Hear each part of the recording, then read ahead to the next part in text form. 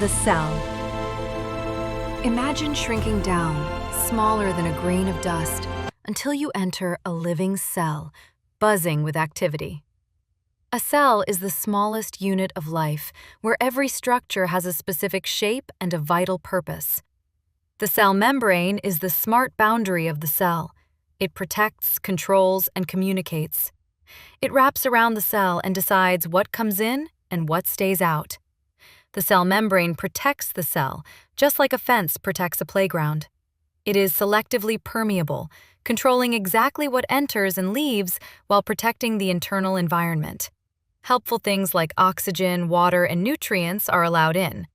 Harmful things or extra waste are kept out or sent away. It also helps the cell stay balanced. If too much water or salt went in or out, the cell could shrink or burst. So the membrane carefully controls this to keep the cell healthy. Another important job, the membrane helps cells communicate. It has tiny receiver proteins that listen for messages from other cells, telling the cell when to grow, change, or respond. The cell membrane is a phospholipid bilayer with fat-loving tails and water-loving heads, featuring embedded proteins for communication. We will go deeper into the cell membrane in my video about the cell membrane. Next organelle inside the cell is the cytoplasm, or the living fluid. Everything inside the cell is cradled by the cytoplasm. It is a thick, water-based fluid packed with enzymes. Its function is to suspend the organelles, hosts chemical reactions, and allows for internal transport. The nucleus and nucleolus, the control center, the brain of the cell. When you look through a microscope, that little darker spherical structure inside the cell is the nucleus. This spherical structure contains DNA inside. Therefore, we call the nucleus the brain of the operation. It is enclosed in a double membrane called the nuclear envelope, featuring pores for traffic and DNA stored as chromatin. Now, when you look deeper inside the nucleus, there is another dense region inside the nucleus called the nucleolus, and it is like a factory dedicated to building ribosomes. The ribosomes are called the protein builders. Before we go further, we should understand that organelles work together. They support each other's functions. Like the nucleolus, ribosomes, and the cytoplasm, yes, the nucleolus makes ribosomes, and ribosomes make proteins.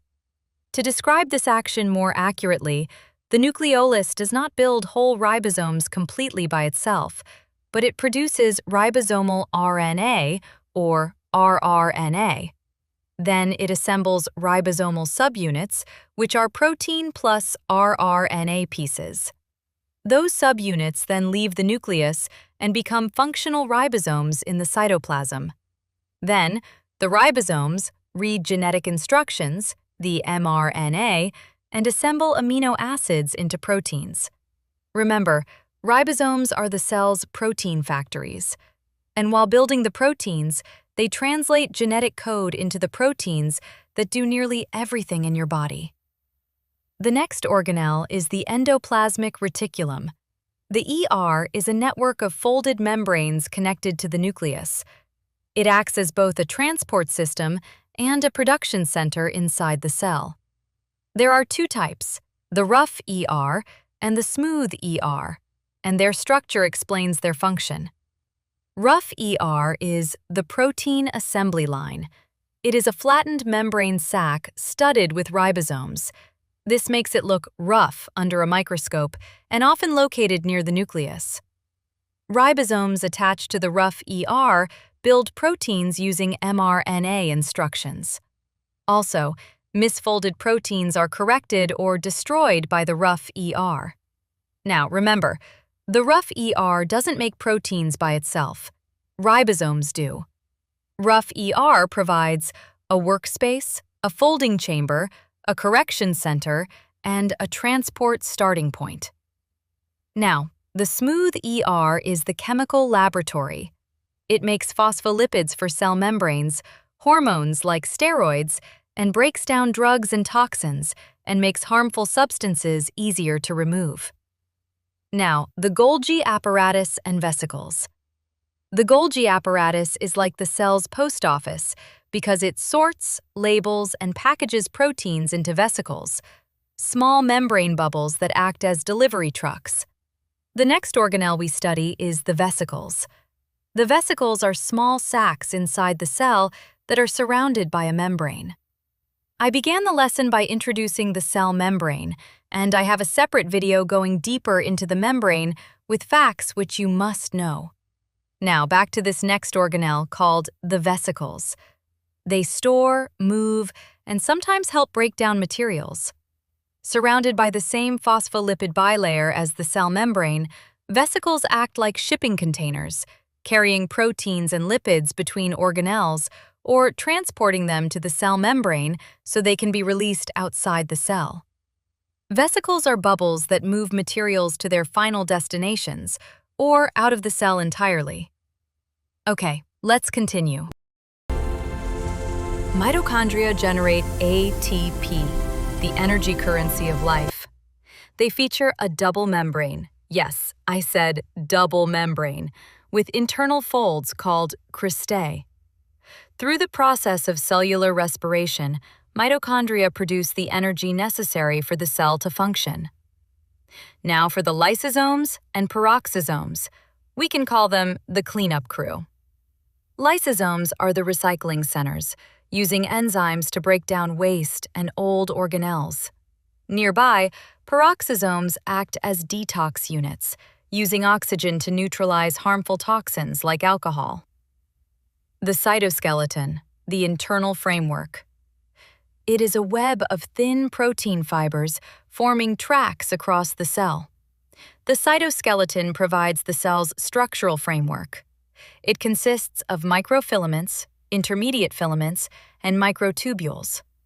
It maintains cell shape, helps organelles move, and assists in cell division.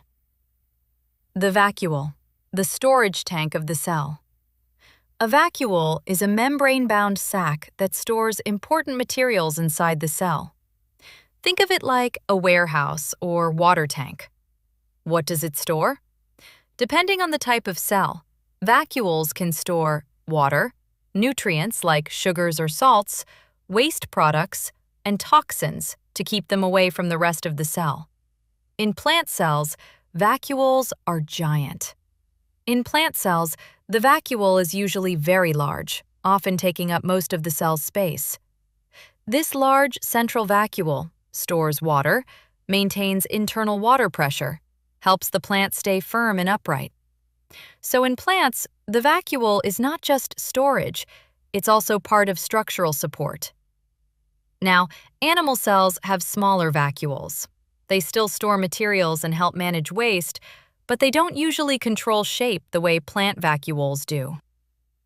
Now hold it, don't mix up vacuoles and vesicles. Vacuole stores, while vesicle transports.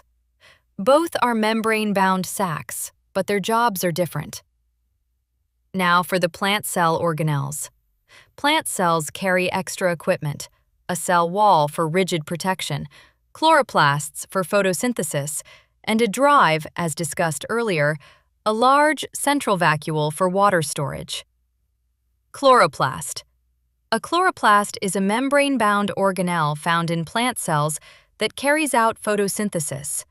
It uses sunlight, water, and carbon dioxide to produce glucose, food, and oxygen. Chloroplasts contain chlorophyll, the green pigment that captures light energy. In simple terms, the chloroplast converts light energy into chemical energy that fuels the plant and supports life on Earth. Cell wall. The cell wall is a rigid outer layer found outside the cell membrane in plant cells. Made primarily of cellulose, it provides structure, protection, and support. The cell wall helps maintain the cell's shape and prevents it from bursting when water enters. Unlike the cell membrane, it does not control what enters or leaves the cell. It mainly serves as a strong protective frame. I know that I said a lot, and I would recommend that you play this video a few times and make mental notes about each organelle. I wish you good luck in your studies, and please subscribe so that I can make more videos to enhance your knowledge. Thank you.